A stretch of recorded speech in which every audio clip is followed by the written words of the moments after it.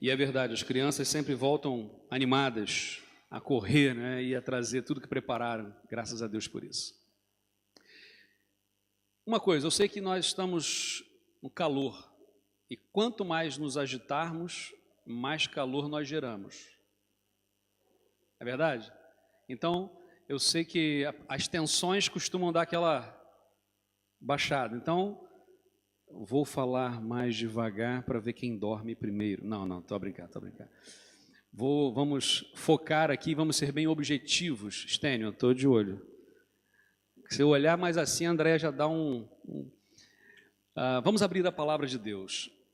No último livro da Bíblia, Apocalipse.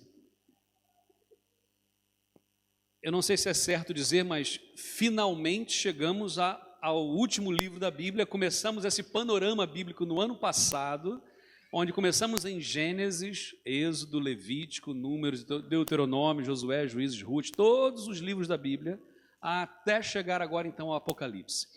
O livro do Apocalipse é Apocalipse de João, e é importante nós sempre lembrarmos disso, que é o Apocalipse de João. Por quê? Porque existiram dezenas e dezenas de literaturas apocalípticas, e apocalipses existiam aos montes, mas apenas um livro do Apocalipse, ou da literatura apocalíptica, é canônico, ou entrou no texto sagrado, que é o Apocalipse de João. Obrigado. Que é o Apocalipse de João. Então, Apocalipse capítulo 2, versículos de 1 a 7. Também está projetado aqui, ajuda. Eu às vezes tenho receio de projetar o texto, porque a gente não abre a Bíblia mais, enfim.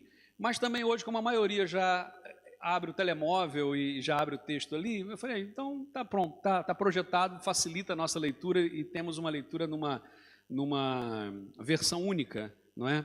Então vamos lá. Diz a palavra de Deus. Ao anjo da igreja em Éfeso, escreve: estas coisas diz aquele que conserva na mão direita as 7 estrelas e que anda no meio dos 7 candeeiros de ouro.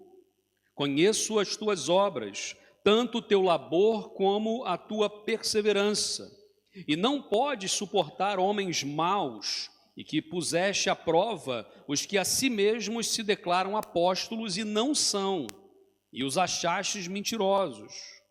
E tens perseverança, e suportaste provas por causa do meu nome, e não te deixaste esmorecer. Tenho, porém, contra ti que abandonaste o teu primeiro amor. Lembra-te, pois, de onde caíste, arrepende-te e volta à prática das primeiras obras. E se não, venho a ti e moverei do seu lugar o teu candeeiro, caso não te arrependas. Tens, contudo, a teu favor que odeia as obras dos nicolaítas, as quais eu também odeio.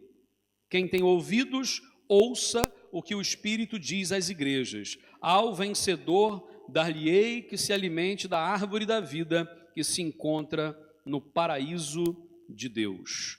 Vamos meditar durante alguns minutos sobre esse tema, soberania de Deus, baseado neste texto de Apocalipse capítulo 2. Vamos orar. Pai, obrigado, meu Deus, porque temos acesso à Tua palavra cá em Portugal. Podemos, ó Deus, abrir as nossas Bíblias e podemos levantar a nossa voz e podemos declarar em que cremos, em quem cremos. Pedimos, ó Deus, a Tua bênção neste momento por todos os cristãos que estão em lugares, ó Deus, onde a igreja está a ser perseguida e que não podem publicamente declarar a sua fé. Meu Deus, cuida dos nossos irmãos, proteja-os, ó Deus, em nome de Jesus. E nós, ó Deus, que tenhamos destemor, que tenhamos ousadia de vivermos o Teu Evangelho. Ajuda-nos, ó Deus, a deixar os embaraços para trás. Ajuda-nos, ó Deus, a deixar aquilo que é pequeno, ó Deus, que tem feito peso, ó Pai, para trás e prosseguirmos para o alvo. Ajuda-nos, ó Deus, a fazer como o texto da Tua palavra diz: aquele que tem ouvidos para ouvir, que ouça. Abra os nossos ouvidos espirituais nessa manhã, Pai, em nome de Jesus. Amém. Amém, meu Deus. Nós vamos abordar duas palavras em especial hoje: serviço e amor. Pode repetir comigo? Serviço e amor. Mais uma vez, serviço e amor. São as duas palavras que eu gostava que, ao sair daqui, você levasse no teu coração, na tua mente: serviço e amor. Nós temos experimentado tempos de mudanças, e mudanças nem sempre são fáceis. Aliás, tem muita gente que tem resistência à mudança, porque a mudança traz um momento de desestabilização, desestabiliza. O próprio caminhar, o próprio andar é um constante desequilíbrio, mas se nós não nos desequilibrarmos, não andamos, não caminhamos. Por isso a mudança, ela é saudável, ela precisa acontecer, mas ela muitas vezes traz para nós traumas, dor, dúvidas. Quantos aqui já não sofreram ao perceber que o filhinho cresceu? Quantos aqui não já sofreram quando o filho sai de casa, ou para casar, ou para trabalhar, ou para viver a vida longe? Quantos aqui já não sofreram por uma amizade que se dividiu talvez pela distância, ou se esfriou por causa do tempo? Quantos aqui já não sofreram por uma perda de alguém querido? Mudanças. Tudo traz mudanças para a nossa vida. A palavra de Deus diz que as mudanças acontecem e, por exemplo, no nosso tempo hoje, na economia, acontece mudança o tempo todo. Basta, e acho que nunca aconteceu tão forte, basta um homem dizer uma palavra maldita num governo de um país e a moeda cai, a moeda sobe, desestrutura os mercados e você fica sem saber o que fazer. A gente vê mudanças hoje no campo da saúde, as velhas doenças, aliás, as velhas curas e as novas doenças. Lembra da época da pandemia? Né? Parece que já foi há tanto tempo atrás. Mas lembra na época da pandemia, como que as pessoas mudaram? Mas só naquele período, depois piorou. A gente vê que a cura não está na mão do ser humano. Houve uma corrente, já que a gente está falando em Apocalipse, né? Houve uma corrente escatológica, escatologia, doutrina das últimas coisas. Quem veio na escola bíblica já sabe disso, né? Houve uma doutrina chamada pós-milenismo, que lá no final do século XIX ganhou uma proporção muito grande. E eles diziam assim, que Jesus o reino de Cristo já tinha acontecido, já estávamos a viver isso. Então, vamos viver aqui os 1000 anos reinando com Cristo na terra. E tudo agora está muito bem. A penicilina é descoberta no final do século XIX. E com a penicilina, muita gente deixou de morrer nas infecções normais.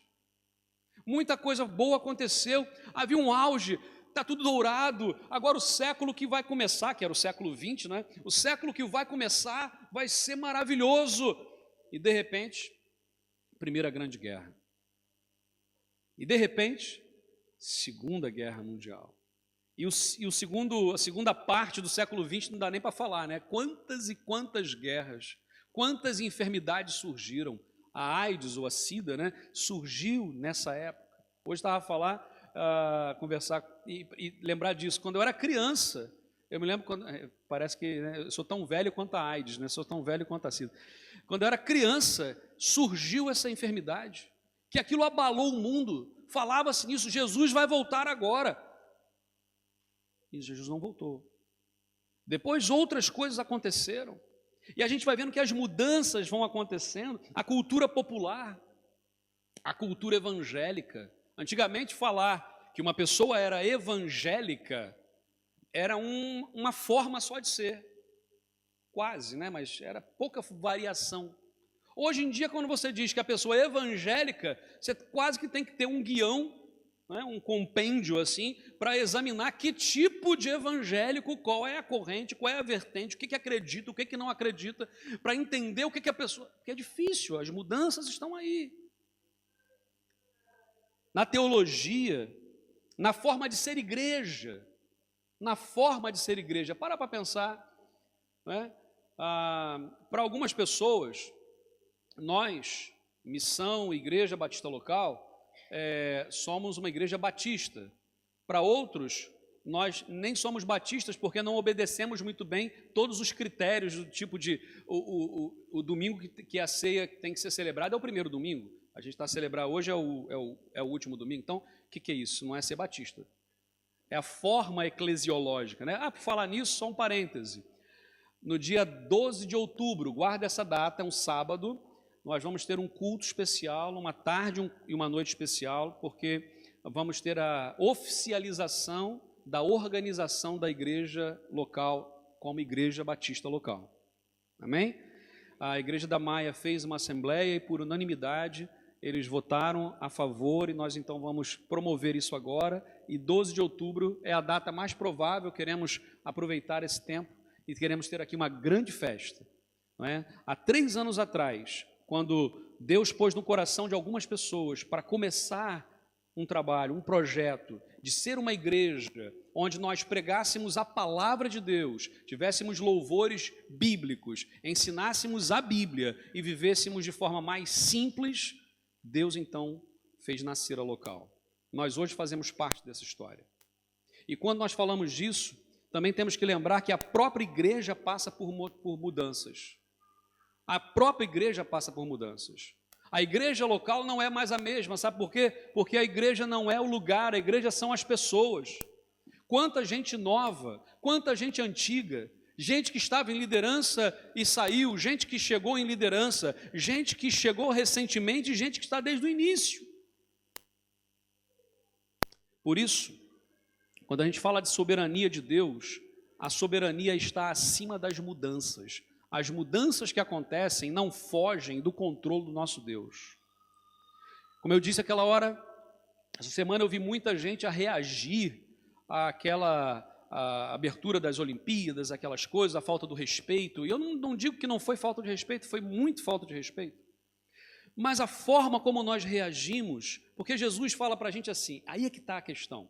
Se Jesus tivesse falado assim, pega a tua espada e mata o teu inimigo, se ele não concordar contigo, olha, seria maravilha para nós, seres humanos. Mas Jesus falou assim, ama o teu inimigo, e se ele quiser deixar a capa, deixa também a túnica, e se ele quiser andar 1 milha, vai com ele 2. Jesus mandou a gente amar os inimigos. Então assim, primeiro, o nosso inimigo, a nossa luta não é contra a carne ou contra o sangue, não é contra as pessoas, mas contra os principados e as potestades, diz a Bíblia. Então, quando nós olhamos essas mudanças que estão acontecendo no mundo, não vamos nos assustar, porque a Bíblia diz, vai acontecer isso. Lê lá o sermão profético de Jesus em Mateus capítulos 24, 25 e 26. Lê o sermão profético, aliás, 24 e 25, principalmente. E o que vai acontecer lá? Ele vai dizer, quando acontecer tudo isso, essa desgraça toda, ainda não é o fim. Então assim, muitas vezes eu falei, Senhor, volta logo, Jesus, volta logo que essa terra já foi. Só que esse é um pedido tão egoísta, né? É tão egoísta da minha parte, quando eu lembro que quantas centenas e milhares de pessoas nunca ouviram falar do amor de Cristo, nunca ouviram falar de Jesus. Então, quando nós olhamos a palavra, precisamos lembrar, primeiro, a soberania de Deus está sobre o serviço. Os versículos de 1 a 3 diz assim, ao anjo da igreja, pode passar por favor no ponto 1.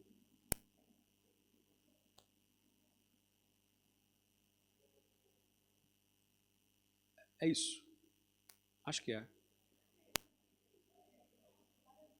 É quase isso, mas pronto. É este, obrigado. É porque estava com as coisas lá que eu queria realçar, por isso que eu queria isso aí. Sobre o serviço, vai lá. Ao anjo da igreja em Éfeso escreve, estas coisas diz aquele que conserva na mão direita as 7 estrelas. Gente, se nós já lemos o capítulo 1 de Apocalipse, estamos e sabemos que quem está a dizer essas palavras é Jesus. Jesus Cristo ressurreto está a dizer essas palavras na visão de João, na ilha de Patmos, para as igrejas. As 7 igrejas, chamadas 7 igrejas do Apocalipse, que ficam hoje na região da Turquia, ok? Uma dessas igrejas é Éfeso, que é a primeira carta que ele escreve. Então é para esta igreja que está sendo endereçada. E ele diz assim para a igreja em Éfeso: conheço as tuas obras. Jesus diz o seguinte: conheço as tuas obras. Eu sei o que tu fazes. Eu sei quem tu és. Quando ninguém está a olhar, eu sei o que tu fazes. Eu sei o que tu pensas. Eu sei quais sites na homepage que você abre e vê. Eu sei o que você diz quando ninguém está a ouvir. E sei e estou em todas as conversas. Eu sei as tuas obras, tanto o teu labor como a tua perseverança. E que não pode suportar homens maus, e puseste à prova os que a si mesmos se declararam apóstolos, e não são. Gente, Éfeso passou por problemas, gente que se infiltrou na igreja para disseminar uma doutrina que não era verdadeira, gente que queria a primazia de dizer eu sou líder disso, eu sou líder daquilo, e não eram falsos apóstolos. Éfeso passou por problemas, e Deus diz assim, Jesus está a dizer, eu conheço,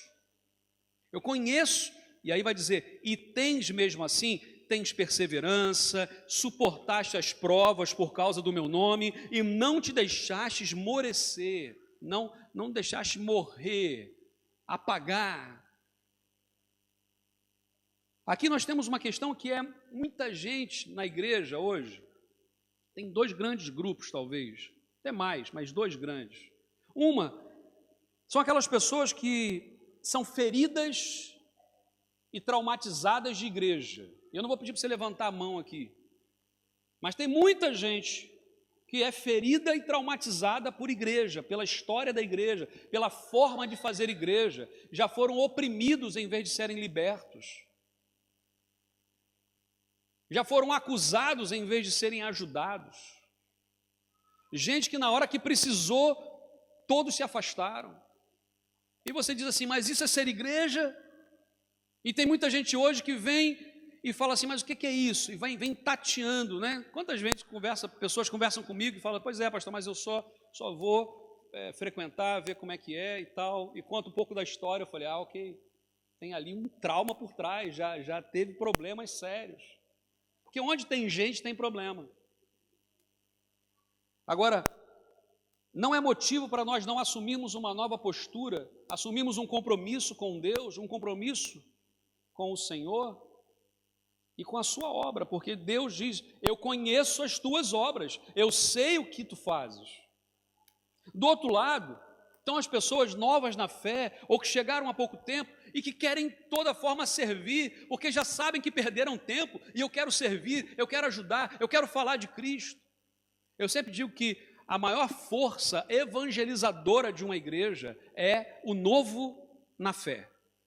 Porque o novo na fé tem o senso de urgência que o velho na fé já perdeu. O velho na fé, ele começa a olhar só para si, ele começa a olhar para si, para dentro, para o umbigo, para as suas necessidades. Quando Jesus Cristo disse, não olhem para as suas necessidades, olhem para os campos, vejam que os campos estão brancos como a ceifa. Gente, quando a gente começa a defender só o que me importa, eu me torno egoísta, eu me torno egocentrista, eu me afasto.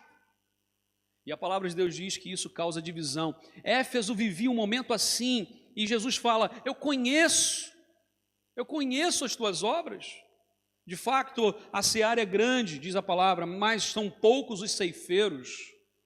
E até quando Jesus quer do nosso trabalho? Nesse que ele fala, eu conheço as tuas obras, três coisas importantes aqui. Uma, ele conhece o que nós temos feito. O que nós temos feito. Sabe, muita gente talvez tenha passado por alguma cena que é, eu já trabalhei tanto para o Senhor, e estou exausto. E é verdade, cansa.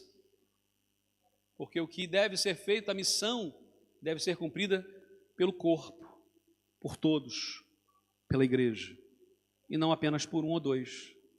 Não apenas pelo pastor ou pelo líder, que muitas vezes fala, tem um problema, fala com o pastor. Tem que fazer uma visita, fala com o pastor. Tem que fazer um aconselhamento, fala com o pastor. Tem que ter um problema administrativo, fala com o pastor. Vazou água na casa de banho, fala com o pastor. E isso, ao longo dos anos, o que é que aconteceu? Duas coisas. Ou pessoas assumiram tudo isso sobre si e morreram, porque a maioria, eu sei que nós temos hoje na local 14 filhos de pastor, que são conectados na local. Eu queria ouvir, 14 filhos de pastor estão por aqui. Eu não vou apontar, não vou dizer, mas eu sei quem são, né? E quando a gente vai vendo isso aqui, gente, sabe, o que nós temos feito? Nós já vimos muita coisa, já fizemos muita coisa.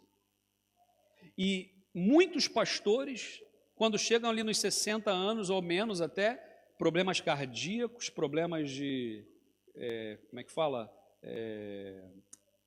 Do açúcar, como é que é? Diabetes e mais não sei o quê. Tudo por quê? Porque assumiu. Muitos gostam disso. Gostam como? Porque assume uma primazia e todos dependem daquilo que vai dizer e posicionar. Mas isso não é saudável, isso não é bíblico. Eu me lembro de uma vez, assumi o ministério de uma igreja, um pastorado de uma igreja, e no primeiro mês, uma irmã chegou lá na minha sala e falou assim: pastor, nós vamos ter o retiro das crianças. Sim, e eu queria que o senhor dissesse então o que vai ser no menu. E eu assim, como assim? Não, o que vai ser? A gente chega sexta-feira e volta domingo. A gente vai almoçar o quê, jantar o quê, pequeno almoço o quê? E eu que tenho que decidir isso? Sim, é o pastor que tem que decidir. Se é massa, se é arroz, se é frango, se é... Falei, irmã, pelo amor de Deus. E nem em casa eu decido isso. Nem em casa eu decido isso. Eu nem sei o que eu vou comer hoje, amanhã. Então, assim, a irmã é a pessoa mais qualificada, uma senhora que tem experiência, que gosta de cozinhar. A irmã vê lá o que vai ser, se vai ser batata, se vai ser arroz, se vai ser o que é, faz. Só um exemplo que é mais fácil, muitas vezes, nós pormos sobre o outro uma responsabilidade, quando nós podemos fazer. O texto diz, eu conheço as tuas obras, eu conheço o que tens feito. Jesus sabe quem fez e quem não fez. Jesus sabe quem faz e quem não faz. Segundo, o que esperamos ser? Qual é a nossa expectativa? Porque a nossa vida é movida pelos nossos sonhos. Se nós não temos sonhos, nós não vivemos, ou apenas sobrevivemos.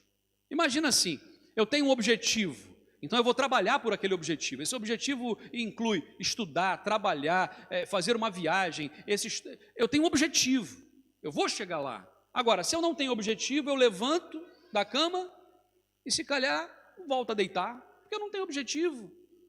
Então assim, o que nós queremos ser? Vamos procurar isso. O que Deus quer que nós sejamos? Aonde eu devo estar e não estou? Então, essa é uma questão. O que esperamos ser? Qual o teu sonho? Terceiro, Jesus conhece também o nosso caráter. E aqui está uma coisa muito séria. O nosso caráter. Jesus sabe quem somos de verdade e por que fazemos o que fazemos. Então vamos trabalhar ou vamos servir? Deus não quer apenas trabalhadores que não entendem o que está a acontecer. Deus quer servos que façam isso por amor. Lembra do Salmo 40, versículo 6, que vai dizer, as minhas orelhas furaste, não é? Naquela cultura, naquela época, quando um escravo, e você podia pagar uma dívida sendo escravo de alguém, e aquilo poderia durar X tempo. E ao final daquilo ali, a pessoa muitas vezes estava desconectada da família ou não tinha para onde voltar, e ela então falava, mas eu quero continuar a ser seu servo. E ele então era levado às autoridades e a sua orelha era furada num ritual e era posto um símbolo, e ele dizia então, agora eu sou servo daquela casa porque eu quero ser, porque eu amo meu Senhor. Por isso o salmista vai dizer, as minhas orelhas furaste. Eu sou servo de Jesus Cristo porque Ele pagou o preço pela minha vida. Eu quero servir ao Senhor, eu preciso servir ao Senhor. Não é uma opção servir, não por opressão, mas porque é o melhor que eu tenho, é o prazer da minha vida, servir a Deus. Qual o propósito que há fora disso? É claro que nós vamos trabalhar, nós vamos ganhar dinheiro, nós vamos pagar nossas contas, vamos viajar, vamos nos divertir, vamos fazer um churrasco, tudo isso é sim, mas o propósito maior não pode ser perdido. Vamos nos dispor a servir e não façamos nada menos do que o nosso melhor, mesmo nas mudanças da nossa vida. Então, a primeira coisa é serviço. Deus sabe do nosso coração e sabe quem somos e como servimos. E nesse momento, eu quero fazer uma pausa, e eu sei que isso também não é comum, mas no meio da pregação, nós temos aqui a mesa do Senhor posta, onde o pão, ele traz à memória da gente o corpo de Cristo, e o vinho traz à memória da gente o sangue de Cristo. Quando nós tomamos a ceia do Senhor, significa que nós estamos a trazer à memória o sacrifício de Jesus.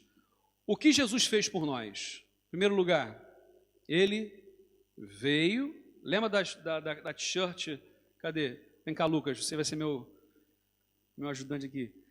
O que Jesus fez? Ele veio, morreu por amor, foi e voltará.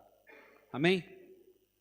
Essa é a mensagem da cruz. Esta é a mensagem do Evangelho, esta é a mensagem da ceia do Senhor. Então, quando nós celebramos a ceia, nós nos lembramos disso. Nós cremos que a celebração da ceia do Senhor é uma ordenança que Deus nos deixou, que Jesus Cristo nos deixou. Ordenança por quê? Porque nós temos memória curta, nós somos mal agradecidos e nós temos que ser lembrados sempre. Né? Lembra quando é criança, alguém dá uma bolacha para o filho, o que a gente fala logo? Diz obrigado. Diz obrigado. E parece que dizer obrigado dói. Diz obrigado.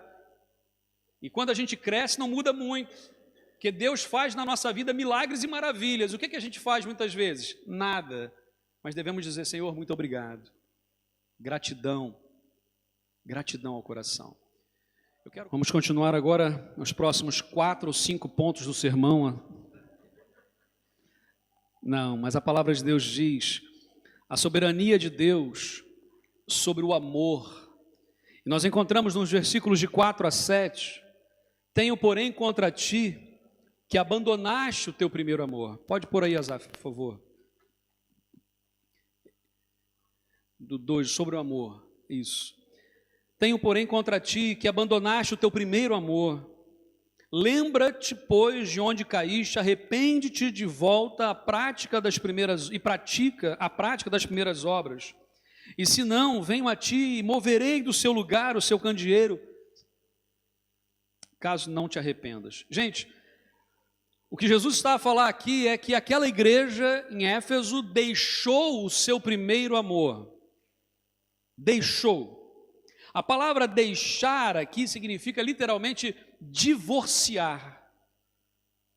Aquela igreja de Éfeso divorciou-se do seu amor.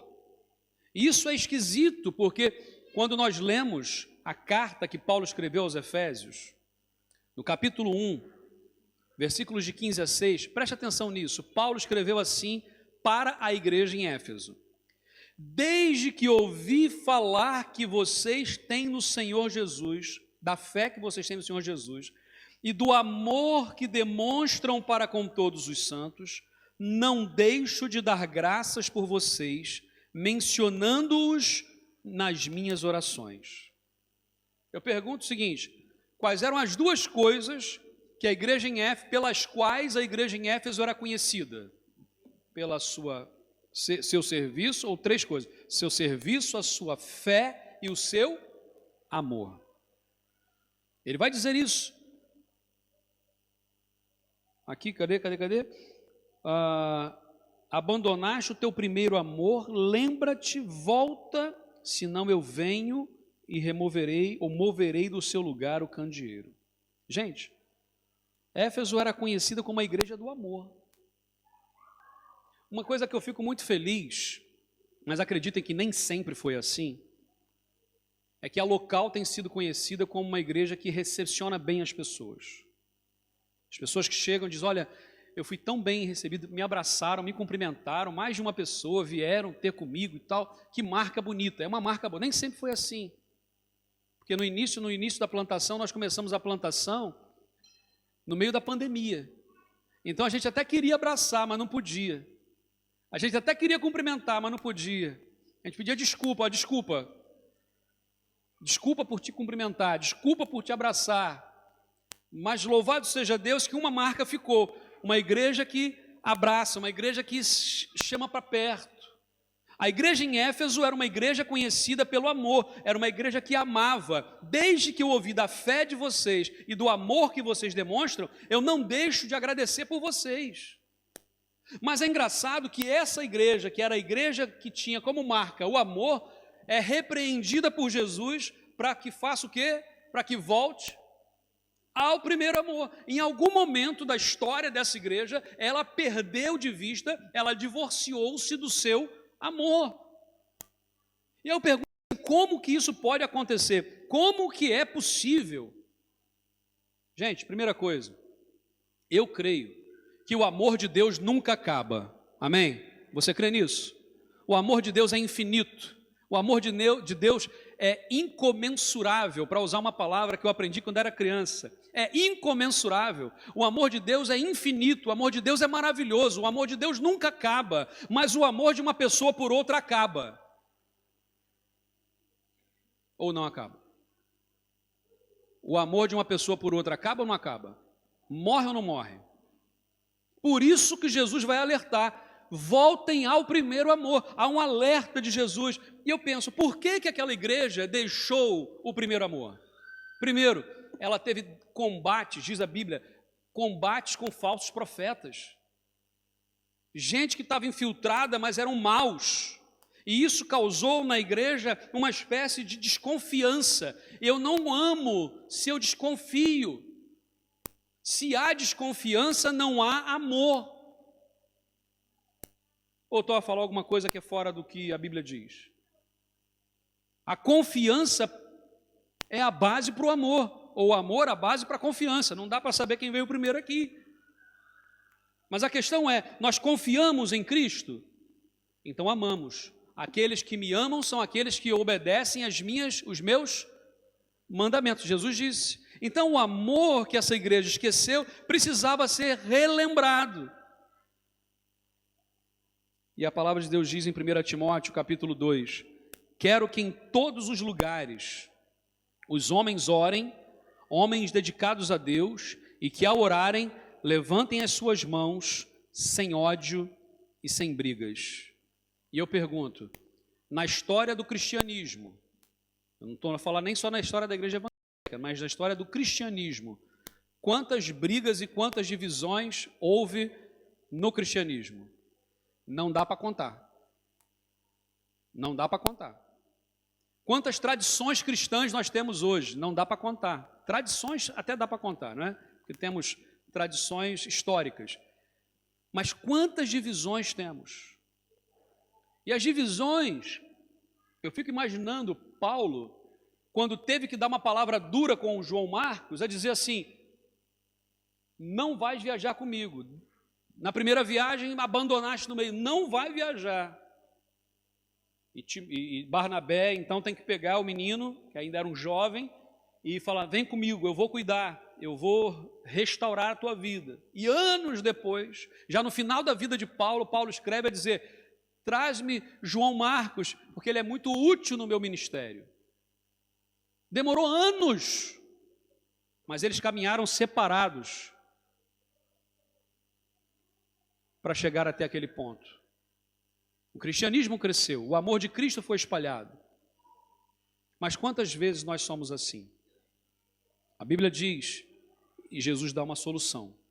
O fantástico desse texto é que nós temos uma tríplice solução, ou melhor ainda, um movimento de solução de Deus. Ele fala assim, lembra-te, arrepende-te e pratica. 3 coisas. Há uma progressão espiritual.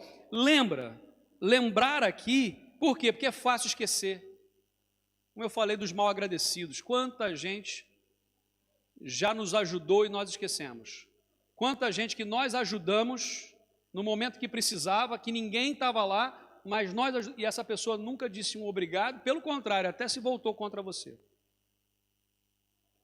Quantos mal agradecidos, e a Bíblia diz, lembra-te, por quê? Porque é fácil a gente esquecer. Por que a gente celebrou a ceia do Senhor?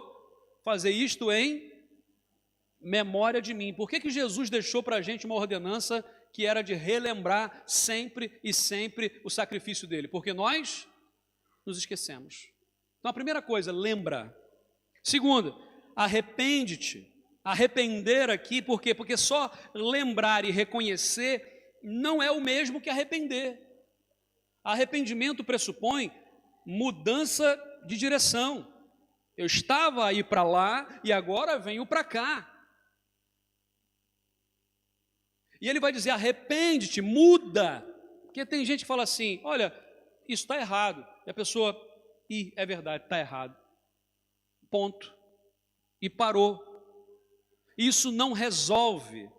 E Jesus diz assim, então arrepende-te, ou seja, muda de direção, passa a fazer outra coisa.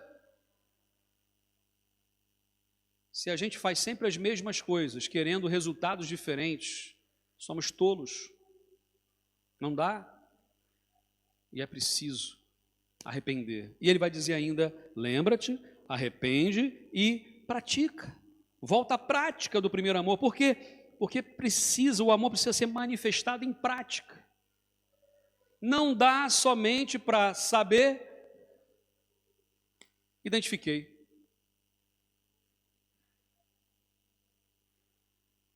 Eu identifiquei. Agora eu arrependi. Mudei de direção. E aí amanhã eu esqueço de novo. E aí tem que, de novo, mudar de direção. Mas a Bíblia fala o quê? Faz o quê? Pratica. Eu não sei você, mas tem gente que é auditivo, tem gente que é visual, na memória. Eu sou sinestésico. Sabe o que significa isso? Eu tenho que fazer. Se eu fizer, eu aprendo. Tem gente que viu, aprende. Tem gente que ouviu, aprende. Eu tenho que fazer se eu quiser aprender. Imagina, se eu quiser aprender uma rota, eu preciso conduzir. Se eu for no pendura, eu não gravo o caminho. Mas se eu for na condução, eu gravo o caminho. Eu tenho que praticar. A gente ouve a palavra de Deus. A gente até se arrepende, a gente até chora, mas a gente não pratica. E aí o que acontece? Esquece de novo. Então o que ele está a dizer? Gente, tem 3 coisas. Para. Reconhece. Segundo, arrepende. Terceiro, pratica. Precisamos amar e não podemos ser negligentes com os que promovem a divisão. Vamos amar com os critérios que Deus nos deu. Jesus sabia o tempo todo que Judas, os Iscariotes, era o traidor. Sabia ou não sabia? Sabia. Tanto é que ele foi muito claro na hora da última ceia lá, que ele falou, quem meter a mão comigo no prato é o traidor. Só estava Judas com a mão no prato. Para quem sabe ler, um pingo é letra, mas aquilo ali era um alfabeto inteiro, né? Jesus sabia, e Jesus foi com ele até o final. Jesus sabe quem de nós está aqui de coração, quem não está. Quem não está, venha, esteja, abraça, fica, arrepende, pratica. O Senhor Deus tem nos chamado para esse tempo. As mudanças são inevitáveis, mas Deus é soberano. E Ele nos chamou para servir e para servir em amor. 2 coisas, 2 palavras, serviço e amor. Não nos esqueçamos disso. Todos os dias, não nos esqueçamos do serviço, não nos esqueçamos do amor. Como é que nós vamos praticar? Primeira coisa, lembra, depois arrepende e depois pratica. Ó Deus, obrigado, Pai, porque até aqui o Senhor já tem abençoado as nossas vidas, o Senhor, Deus, tem dado graça, tem sido paciente, misericordioso. Perdão, ó Deus, pelos nossos pecados, perdão, ó Deus, pela falta de amor e de conexão. Perdão, ó Deus, quando fazemos pelos motivos errados. Ó Deus, obrigado pela igreja em Éfeso, porque aquela igreja, meu Deus, foi tão relevante, tão abençoada, mas ela precisou levar ali uma chamada de atenção para voltar àquilo que era a base. Ó Deus, que nós todos os dias possamos entender que a soberania do Senhor está sobre nós, que as mudanças estão a acontecer todos os dias, e não há mal nisso. Que tenhamos coragem, meu Deus, de tomar as decisões que temos que tomar, que tenhamos coragem, meu Deus, de avançar, ó Deus, para onde o Senhor tem mandado. E que possamos, ó Deus, em todo o tempo, servir ao Senhor e amá-lo com o nosso coração, de todo o nosso coração. Nós oramos assim no nome precioso de Jesus. Amém, Senhor. Amém, Pai. Que Deus abençoe a vida de cada um nesse momento.